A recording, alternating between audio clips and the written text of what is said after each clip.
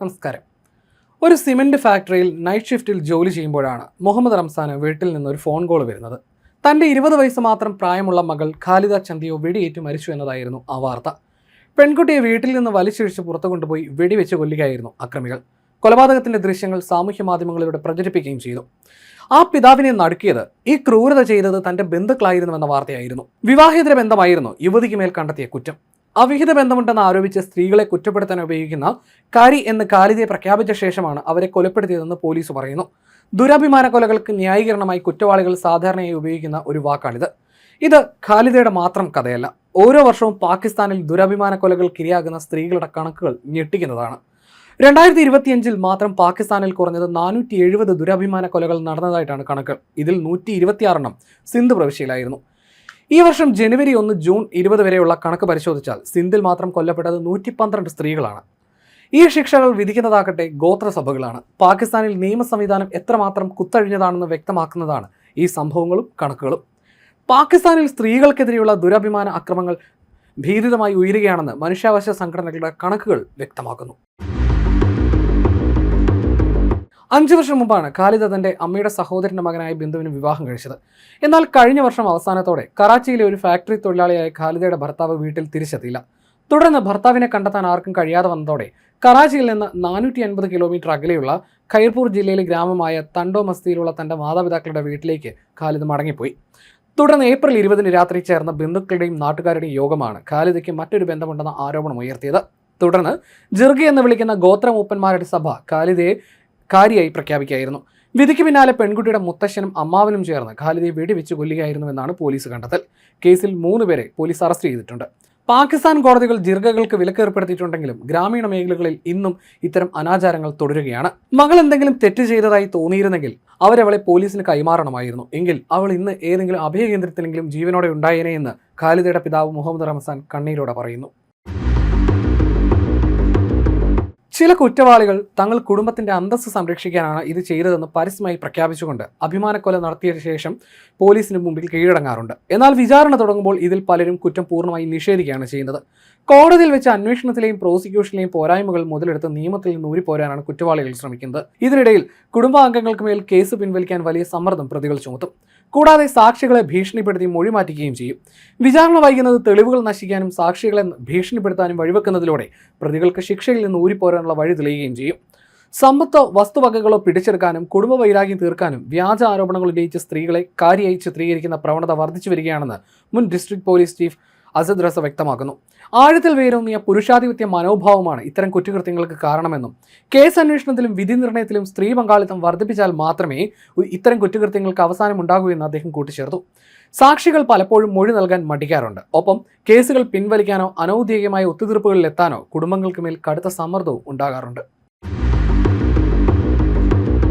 പാകിസ്ഥാനിൽ പ്രത്യേകിച്ച് സിന്ധ്, ബലൂചിസ്ഥാൻ പ്രവിശ്യകളിൽ വ്യാപകമായി നിലനിൽക്കുന്ന ഭീകരമായ ഒരു ദുരാചാരവും ദുരഭിമാനക്കൊലയുടെ രൂപവുമാണ് കാരോകാരി. കാരോ എന്നാൽ വിവാഹേതര ബന്ധത്തിൽ ഏർപ്പെട്ട പുരുഷനെന്നും കാരി എന്നാൽ വിവാഹേതര ബന്ധത്തിൽ ഏർപ്പെട്ട സ്ത്രീ എന്നുമാണ് അർത്ഥം. കറ പുരണ്ടത് അല്ലെങ്കിൽ അപമാനിക്കപ്പെട്ടത് എന്നാണ് ഈ വാക്കിന്റെ അർത്ഥം. പ്രണയം, ഇഷ്ടമുള്ളയാളെ വിവാഹം കഴിക്കൽ, വിവാഹേതര ബന്ധങ്ങൾ അല്ലെങ്കിൽ അപവാദങ്ങൾ എന്നിവയുടെ പേരിൽ ഒരു വ്യക്തിയെ കാരോ അല്ലെങ്കിൽ കാരിയായി പ്രഖ്യാപിക്കുന്നത് പതിവാണ് ഇവിടെ. കുടുംബത്തിലെ മുതിർന്നവരോ അല്ലെങ്കിൽ ജിർഗ എന്നറിയപ്പെടുന്ന അനൗദ്യോഗിക ഗോത്ര പഞ്ചായത്തുകളോ ആണ് ഇത്തരം ശിക്ഷകൾ വിധിക്കുന്നത്. ജിർഗയുടെ നിയമം അനുസരിച്ച് ആരോപണം നേരിടുന്ന പുരുഷനും സ്ത്രീയും വധിക്കപ്പെടേണ്ടവരാണെങ്കിലും ഭൂരിഭാഗം കേസുകളിലും കൊല ചെയ്യപ്പെടുന്നത് സ്ത്രീകളാണ്. പലപ്പോഴും വസ്തു തർക്കങ്ങൾ പരിഹരിക്കാനും കുടുംബസ്വത്ത് തട്ടിയെടുക്കാനും വ്യക്തിവൈരാഗ്യം തീർക്കാനുമൊക്കെ സ്ത്രീകളെ കാരിയായി മുദ്രകുത്തി വധിക്കാറുണ്ട്. പാകിസ്ഥാൻ സർക്കാർ 2004 കാരോകാരി നിയമവിരുദ്ധമാക്കുകയും 2016 ദുരഭിമാന കൊലകൾക്കെതിരെ ശക്തമായി നിയമങ്ങൾ കൊണ്ടുവരികയും ചെയ്തു. ഇതനുസരിച്ച് ഇരയുടെ കുടുംബം കുറ്റവാളിയോട് ക്ഷമിച്ചാൽ പോലും പ്രതിക്ക് ശിക്ഷയിൽ നിന്ന് ഇളവ് ലഭിക്കില്ല. എന്നിരുന്നാലും പ്രാദേശിക സ്വാധീനം, പോലീസിന്റെയും ഭരണകൂടത്തിന്റെയും നിഷ്ക്രിയത്വം, കേസുകൾ റിപ്പോർട്ട് ചെയ്യപ്പെടാത്ത അവസ്ഥ എന്നിവ കാരണം ഈ പ്രാകൃത ആചാരം ഇപ്പോഴും തുടരുകയാണ്. ദാരിദ്ര്യം, പാരമ്പര്യമായി കൈമാറി വരുന്ന പുരുഷാധിപത്യ മനോഭാവം, വിദ്യാഭ്യാസക്കുറവ് എന്നിവയാണ് ഇതിന്റെ പ്രധാന കാരണം. മനുഷ്യാവകാശ സംഘടനകൾ ഉൾപ്പെടെ ഇതിനെതിരെ പൊരുതുന്നുണ്ടെങ്കിലും അത് ഇവിടുത്തെ ജനങ്ങളുടെ പ്രാകൃത ചിന്താഗതിയെ മാറ്റുന്നില്ല എന്നാണ് കണക്കുകൾ വ്യക്തമാക്കുന്നത്. പാകിസ്ഥാനിലെ മനുഷ്യാവകാശ ലംഘനങ്ങളുടെ ഏറ്റവും വലിയ ഇരകൾ സ്ത്രീകളാണ്. അതിക്രൂരമായ ആസിഡ് ആക്രമണങ്ങൾ, നിർബന്ധിത ബാലവിവാഹം, ബലാത്സംഗം, മനുഷ്യക്കടത്ത്, ഗാർഹിക പീഡനം എന്നിവയാൽ ലോകത്ത് സ്ത്രീകൾക്ക് ജീവിക്കാൻ ഏറ്റവും അപകടകരമായ രാജ്യങ്ങളിലൊന്നായി പാകിസ്ഥാൻ മാറിയെന്ന് അന്താരാഷ്ട്ര പഠനങ്ങൾ അടിവരയിടുന്നു. കുടുംബത്തിന് അപമാനമുണ്ടാക്കിയെന്ന് ആരോപിച്ച് സ്വന്തം ബന്ധുക്കൾ തന്നെ നടത്തുന്ന ദുരഭിമാന കൊലകളിൽ പ്രതിവർഷം നൂറുകണക്കിന് ജീവനുകളാണ് പൊലിയുന്നത്. 2024 സക്കൂർ ബാരേജ് ജലസേചന കനാലിൽ നിന്ന് തിരിച്ചറിയാത്ത 30 സ്ത്രീകളുടെ മൃതദേഹങ്ങളാണ് കണ്ടെടുത്തത്. ഇതിൽ ഭൂരിഭാഗവും ദുരഭിമാന കൊലയാണെന്ന് സംശയിക്കുന്നു. റിപ്പോർട്ട് ചെയ്യപ്പെടാത്ത സംഭവങ്ങൾ കണക്കിലെടുത്താൽ യഥാർത്ഥ സംഖ്യ ഇതിലും വലുതായിരിക്കും. ഇതിനു പുറമെ 5000-ത്തിലധികം ബലാത്സംഗങ്ങളും 2000-ലേറെ ഗാർഹിക പീഡന കേസുകളും അതേ വർഷം റിപ്പോർട്ട് ചെയ്തിട്ടുണ്ട്. 3-2 സ്ത്രീകൾക്കും സ്വന്തം പ്രത്യുൽപാദന സ്വാതന്ത്ര്യം പോലും നിഷേധിക്കപ്പെടുന്ന സാഹചര്യമാണ് ഉള്ളതെന്ന് 2025 ഐക്യരാഷ്ട്രസഭയുടെ റിപ്പോർട്ട് ചൂണ്ടിക്കാണിക്കുന്നു. പെൺകുട്ടികൾ ഋതുമതിയായാൽ നടത്തുന്ന വിവാഹങ്ങൾ ഇസ്ലാമിക നിയമപ്രകാരം സാധുവാണെന്ന ലാഹോർ ഹൈക്കോടതിയുടെ വിവാദ വിധി ബാലവിവാഹങ്ങൾ വർദ്ധിക്കാൻ കാരണമാണ്. വേൾഡ് ഇക്കണോമിക് ഫോറത്തിന്റെ ആഗോള ലിംഗസമത്വ സൂചികയിൽ ഏറ്റവും അവസാന സ്ഥാനത്താണ് പാകിസ്ഥാൻ. ദാരിദ്ര്യവും വിവേചനവും കാരണം 2.1 കോടിയോളം കുട്ടികളാണ് ഇവിടെ സ്കൂൾ വിദ്യാഭ്യാസം നിഷേധിക്കപ്പെട്ട് കഴിയുന്നത്. ലിംഗവിവേചനത്തിന് പുറമെ മതന്യൂനപക്ഷങ്ങളും കടുത്ത പീഡനങ്ങളാണ് നേരിടുന്നത്. കർശനമായ ഇസ്ലാം മത നിന്ദാ നിയമങ്ങൾ ആയുധമാക്കി അഹമ്മദീയർ, ക്രിസ്ത്യാനികൾ, ഹിന്ദുക്കൾ എന്നിവരെ ആക്രമിക്കുകയും കടുത്ത വിവേചനം നേരിടുകയും ചെയ്യുന്നു. സർക്കാരിനെതിരെ ശബ്ദമുയർത്തുന്ന മാധ്യമപ്രവർത്തകർക്കും സാമൂഹ്യ പ്രവർത്തകർക്കും കടുത്ത സെൻസർഷിപ്പും ഭീഷണിയും കൊലപാതക ശ്രമങ്ങളുമാണ് നേരിടേണ്ടി വരുന്നത്.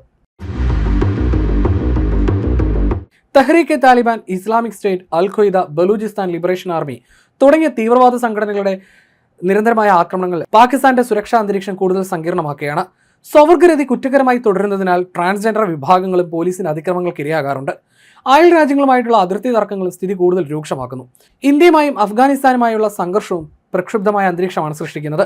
രേഖകളില്ലാത്ത 3.15 ലക്ഷത്തോളം അഫ്ഗാൻ അഭയാർത്ഥികളെയാണ് പാകിസ്ഥാൻ ക്രൂരമായി നാടുകടത്തിയത്. സ്ത്രീകൾക്കും ന്യൂനപക്ഷങ്ങൾക്കുമെതിരെയുള്ള വംശീയ വിവേചനവും പീഡനങ്ങളും മുൻനിർത്തി സന്നദ്ധ സംഘടനയായ ജനോസൈഡ് വാച്ച് പാകിസ്ഥാനെ അതീവ ജാഗ്രതാ പട്ടികയിലാണ് ഉൾപ്പെടുത്തിയിരിക്കുന്നത്.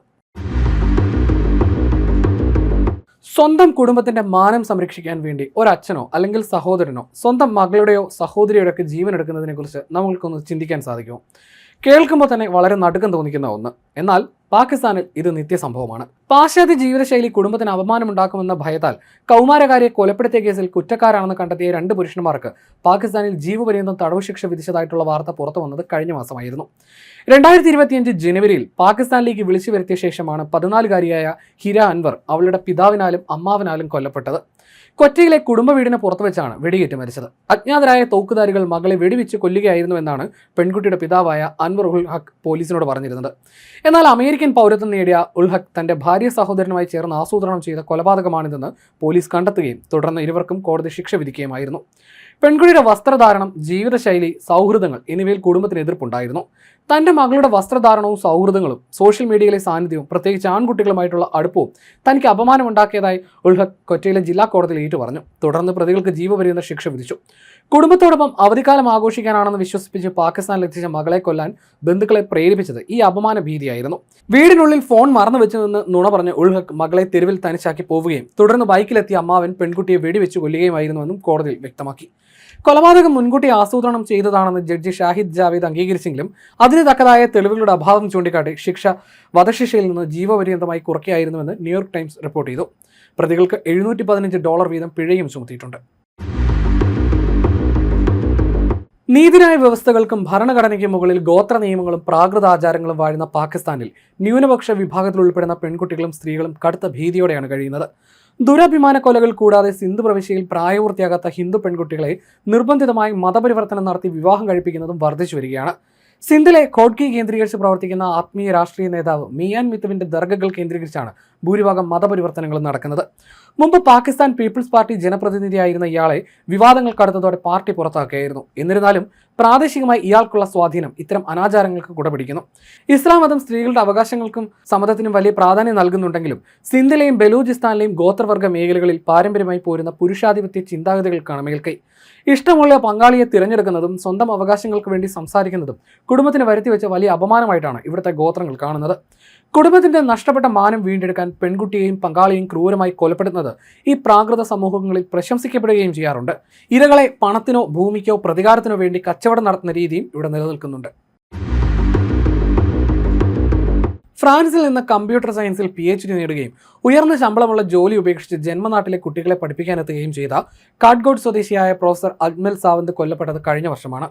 സ്വന്തം ഗോത്രത്തിലെ ആരോ പണ്ട് ചെയ്ത കൊലപാതകത്തിന് പകരം വീട്ടാനാണ് എതിർ ഗോത്രക്കാർ ഈ പ്രൊഫസറെ വെടിവെച്ചു കൊന്നത്. സാവന്ത് ഗോത്രത്തിൽ ജനിച്ചു എന്നത് മാത്രമായിരുന്നു അദ്ദേഹം ചെയ്ത കുറ്റം. പാകിസ്ഥാനിൽ ശിക്ഷാ നിയമങ്ങളും പോലീസും ഉണ്ടെങ്കിലും ജർഗ എന്നറിയപ്പെടുന്ന അനൌദ്യോഗിക ഗോത്ര പഞ്ചായത്തുകളാണ് കാര്യങ്ങൾ തീരുമാനിക്കുന്നത്. പോലീസിലെ അഴിമതിയും അന്വേഷണത്തിലെ വീഴ്ചകളും കുറ്റവാളികൾക്ക് ലഘുവായ ശിക്ഷ ഉറപ്പാക്കാൻ പലപ്പോഴും കാരണമാകാറുണ്ട്. ജർഗകളുടെ തീർപ്പുകൾ പലപ്പോഴും ഭീകരമായ കുറ്റകൃത്യങ്ങളിലേക്കാണ് നയിക്കുന്നത്. മുൻപ് നസീറാബാദിൽ 4 പെൺകുട്ടികളെ ജീവനോടെ കുഴിച്ചു മൂടിയതും ഖൈർപൂരിൽ ജീവനു വേണ്ടി യാചിച്ച പെൺകുട്ടിയുടെ മേലേക്ക് വേട്ടപ്പട്ടികളെ അഴിച്ചുവിട്ട് കടിച്ചു കീറി കൊലപ്പെടുത്തിയതും വലിയ പ്രതിഷേധങ്ങൾക്ക് വഴിവെച്ചിരുന്നു. അടുത്തിടെ ചാന്ദിയ ഗോത്രത്തിൽപ്പെട്ട 2 പെൺകുട്ടികളെ കൊന്ന് ആഴമില്ലാത്ത കുഴികളിൽ തള്ളിയ സംഭവം പുറത്തു വന്നിരുന്നു. സ്വന്തം പൗരന്മാർക്ക്, പ്രത്യേകിച്ച് സ്ത്രീകൾക്ക് സുരക്ഷയൊരുക്കാൻ പാക് ഭരണകൂടം പരാജയപ്പെടുന്നു എന്നതിന്റെ തെളിവാണ് തുടർച്ചയായി പുറത്തുവരുന്ന ഈ റിപ്പോർട്ടുകൾ. അനൌദ്യോഗിക ഗോത്ര കോടതികളായ ജിർഗകൾക്ക് കോടതി നിരോധനം ഏർപ്പെടുത്തുകയും സ്ത്രീകൾക്കെതിരായ അതിക്രമങ്ങൾ തടയാൻ സിന്ധ് സർക്കാർ നിയമങ്ങൾ നിർമ്മിക്കുകയും ചെയ്തിട്ടുണ്ടെങ്കിലും ഇവയൊന്നും പ്രായോഗിക തലത്തിൽ നടപ്പിലാകുന്നില്ല. സ്ത്രീകളുടെ ജീവനെടുക്കുന്ന ദുരഭിമാന കൊലകൾക്കെതിരെ ഏപ്രിലിൽ സിന്ധ് പ്രവിശ്യയുടെ വിവിധ ഭാഗങ്ങളിൽ സംഘടനകളുടെയും സിവിൽ സൊസൈറ്റി പ്രവർത്തകരുടെയും നേതൃത്വത്തിൽ കൂറ്റൻ റാലികളും പ്രതിഷേധ പ്രകടനങ്ങളും തെരുവ് നാടകങ്ങളും ഉൾപ്പെടെ സംഘടിപ്പിച്ചിരുന്നു.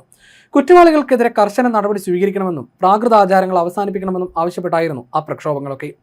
ദുരഭിമാന കൊല കേസുകളിൽ ഭരണകൂടത്തിന്റെ മേൽനോട്ടത്തിൽ നേരിട്ട് എഫ്ഐആർ രജിസ്റ്റർ ചെയ്യണം, വിചാരണ വേഗത്തിലാക്കി കുറ്റവാളികൾക്ക് മാതൃകാപരമായ ശിക്ഷ ഉറപ്പാക്കണം, പോലീസിന്റെ ഭാഗത്തു നിന്നുണ്ടാകുന്ന വീഴ്ചകൾ അന്വേഷിച്ച് ഉദ്യോഗസ്ഥർക്കെതിരെ നടപടിയെടുക്കണം തുടങ്ങിയവയായിരുന്നു പ്രക്ഷോഭകർ ഉയർത്തിയ ആവശ്യങ്ങൾ. പോലീസിന്റെ ഒത്താശയും നിഷ്ക്രിയത്വവുമാണ് അക്രമികൾക്ക് ധൈര്യം പകരുന്നതെന്ന് ജാക്കബാബാദിലും ദാദുവിലും നടന്ന റാലികളിൽ പങ്കെടുത്തവർ കുറ്റപ്പെടുത്തി.